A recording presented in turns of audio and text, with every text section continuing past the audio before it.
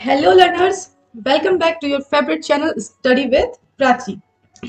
Today is day 25 of our best English speaking course. आज हम day 25 में करने वाले हैं build your on paragraph. Okay, आज हम सीखेंगे कि हम पैराग्राफ कैसे बनाते हैं, कोई सेंटेंस को, कोई पैराग्राफ को बनाने के लिए उसके क्या रूल्स होते हैं, कैसे वो पैराग्राफ अच्छा होता है, सही होता है।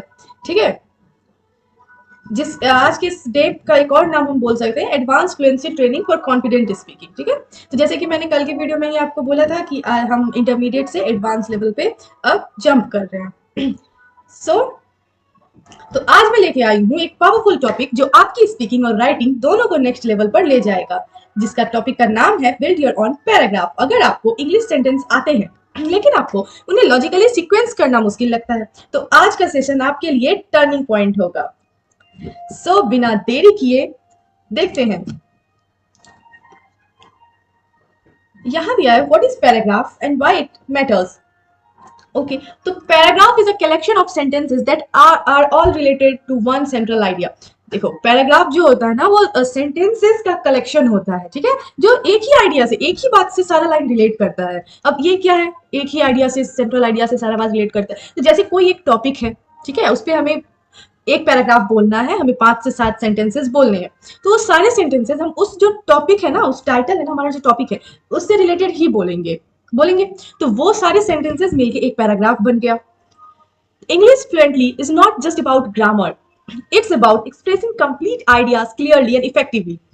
तो जैसे कि मैंने आपको प्रीवियस वीडियो में बताया हुआ है कि इंग्लिश फ्लुएंटली जो होता है ना, वो ग्रामर सिर्फ ग्रामर से नहीं होता है। ठीक है, अगर आपको ग्रामर थोड़ी सी कम भी आती है ना, फिर भी आप इंग्लिश बहुत अच्छे से बोल सकते हो। ऐसा जरूरी नहीं है कि कंप्लीट 100% ग्रामर अगर आपको आएगा तभी आप एक फ्लुएंट इंग्लिश स्पीकर बन पाओगे, बिल्कुल नहीं। अगर ग्रामर कंप्लीट नहीं आता है, ग्रामर बहुत लिटिल, अब जैसे कुछ ले लेते हैं वॉइस नरेशन एग्जाम्पल में, तो ये सब चैप्टर्स जो है ना, वॉइस नरेशन, इसको 100% समझने की जरूरत नहीं है। अगर आपको ये वॉइस की नरेशन की या टेंस नहीं, टेंस को 100% समझना होता है स्पीकिंग के लिए।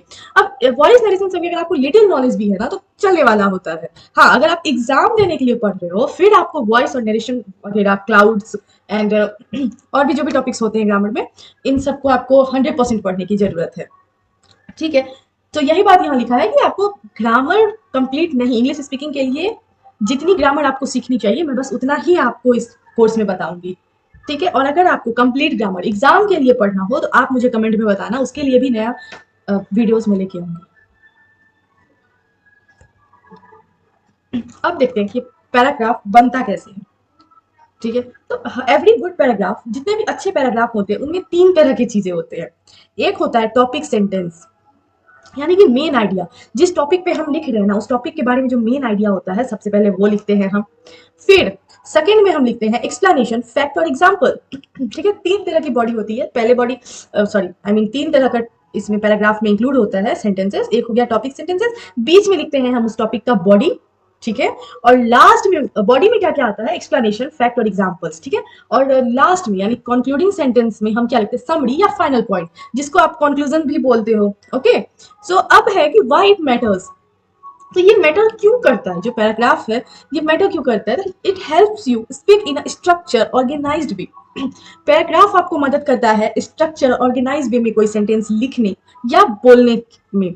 ठीक है, boost clarity in speech and writing, अभी मैंने आपको जस्ट बताया। Useful for interviews, story telling, speech and group discussion. अब चाहे आप इंटरव्यू दे रहे हो या कोई कहानी सुना रहे हो इंग्लिश में, या स्पीच दे रहे हो, या ग्रुप डिस्कशन कर रहे हो, या इंग्लिश में डिबेट कर रहे हो, ये सब चीज में आपको अच्छी नॉलेज होनी चाहिए कि आप जिस चीज के बारे में बोल रहे हो, पहले क्या लाइन बोलना है, फिर हमें क्या बोलना है, और लास्ट में हमें क्या बोलना है। अब ऐसा नहीं है ना कि कंक्लूजन को आप अगर पहले बोल दो और टॉपिक को बाद में बताओ लास्ट में जाके, तो कितना गंदा लगेगा पैराग्राफ देखने में। ठीक है, अब मीनिंग तो वही निकलेगा। ठीक है, अब आप अगर पहले लिखो या बाद में लिखो, मीनिंग तो वही निकलेगा, लेकिन एक ऑर्गेनाइज्ड वे में वो नहीं होगा।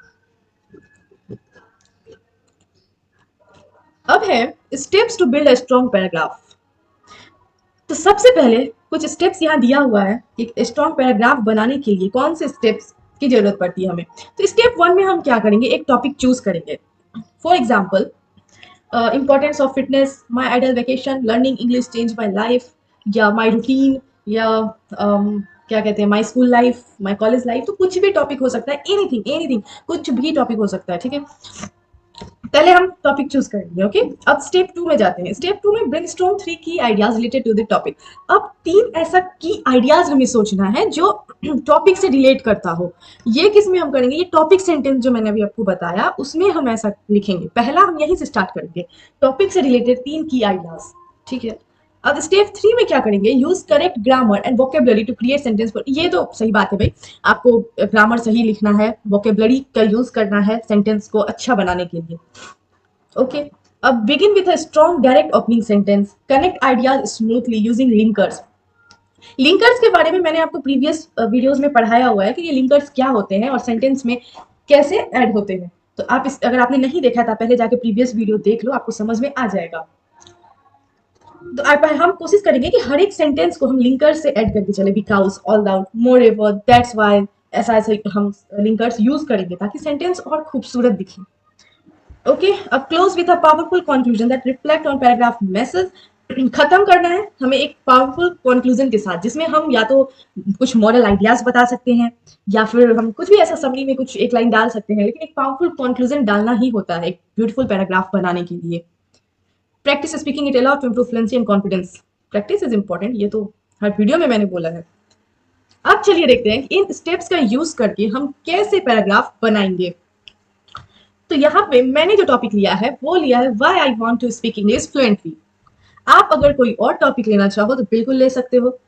तो सबसे पहला लाइन मैंने इसमें लिखा है, I believe that speaking English fluently can open the door to countless opportunity. अब आप देखो, मेरा जो फर्स्ट लाइन है, I believe that speaking English fluently can open the doors to countless opportunity, ये टॉपिक से रिलेट कर रहा है ना। ऊपर में जो टॉपिक है why I want to speak English fluently, उससे रिलेट कर रहा है पहला लाइन। जो मैंने आपको बताया था कि पहला पॉइंट टॉपिक सेंटेंस होना चाहिए। आप देख लो कि कैसे टॉपिक से वो रिलेट कर रहा है। अब है इट कनेक्ट्स मी, अब यहां से हो जाता है एक्सप्लेनेशन, एग्जाम्पल्स, ठीक है। क्यों जरूरी है, मतलब पैराग्राफ का बॉडी यहां से स्टार्ट हो गया। It connects me to people from different culture and helps me express myself better in professional setting in today's world. अब देखिए यहाँ पे क्यों जरूरी है, ये जो इंग्लिश के बारे में हम टॉपिक लिए हैं, आखिर ये बोलना क्यों जरूरी है, ये भी बॉडी में आ गया। In today's world English is essential for higher education, global jobs and even social interaction. I want to grow in my career and confidence, and English is a strong tool for that. ये हो गया body पूरा, जिसको आप supporting ideas बोलते हो। और last में हम डालेंगे कंक्लूजन। कंक्लूजन में हमने क्या डाला, एक तो लिंकर्स आप यहाँ देख लो, दैट्स वाई, ठीक है। पहले हमने एक लिंकर, ठीक है, तो लिंकर्स डाला हमने। अब लास्ट लाइन हमारा है conclusion sentence, I practice speaking it every day with determination and passion. एक स्ट्रॉन्ग सेंटेंस दिख रहा है ना, डिटर्मिनेशन और पैशन के साथ मैं प्रैक्टिस करती हूँ डेली बोलने का। तो एक स्ट्रॉन्ग कंक्लूजन के साथ हमने इस पैराग्राफ को एंड किया। तो अब आप देखो कि कैसे ऑर्गेनाइज्ड वे में पैराग्राफ लिखा जाता है। अगर मैं चाहती तो मैं क्या करती, जो लास्ट लाइन है, I practice speaking it every day with determination and passion, इसको फर्स्ट में डाल देती, ठीक है। और फर्स्ट लाइन जो है, I believe that speaking English fluently can open the door, इसको नीचे डाल दूंगी। मीनिंग थोड़ी बदलेगा, मतलब तो वही रहेगा सेंटेंस का, जो अभी है वही ऊपर में डालने के बाद भी उसका मतलब रहेगा, पर वो सुंदर नहीं दिखेगा, एक ऑर्गेनाइज्ड वे में नहीं दिखेगा। अभी बिल्कुल ऑर्गेनाइज है पैराग्राफ, तो इसलिए ऑर्गेनाइज वे में कोई पैराग्राफ को लिखना या बोलना इंपॉर्टेंट होता है। और ये स्टेप्स, अगर बस 3 चीज आपको याद रखना है कि पहले हम टॉपिक सेंटेंस लिखेंगे, फिर इसका बॉडी लिखेंगे, और फिर लास्ट में हम कंक्लूडिंग सेंटेंसेस लिखेंगे, ओके। तो ये थी कुछ स्टेप्स जो आपको सिखाया पैराग्राफ को ऑर्गेनाइज्ड वे में लिखना। So now it's your turn. Choose one of these slightly challenging topics and write your own paragraph. यहाँ पे कुछ टॉपिक्स, मैंने 5 टॉपिक्स डाला है, इसमें से कोई एक टॉपिक आपको चूज करना है, इस पे 5-6 सेंटेंस लिखना है और उसे मेरे कमेंट में, इस वीडियो के कमेंट बॉक्स में जरूर डालिएगा ताकि मैं उसको चेक कर सकूं। एंड आई विल चेक, बिल्कुल डालना, कमेंट में डालना, फिर तो मैं देखूंगी ना कि आप लोग सही से लिख रहे हो या नहीं, समझ रहे हो नहीं, मैं समझा पा रही हूँ या नहीं आप लोगों को सही से।